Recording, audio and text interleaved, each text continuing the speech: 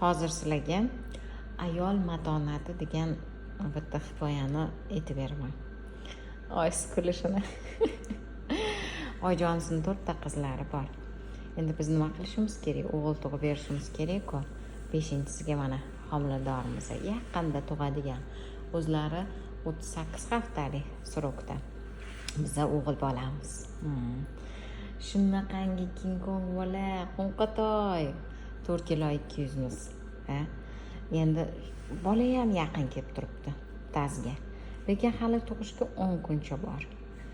Lekin ayol shuncha orollar bilan yuribdi, simfizi 20 mm bo'lib ochilib ketgan bu. 20 mm. Bola ham endi bahaybat bola emasmi? Boshlari katta. Xavotirdaman, tug'sa simfiz zararlanib qolib, ayol qiynalib qolmasmikan deb shekasini ko'rsam yana 10 kun bor ekan. Tavsiya berdik.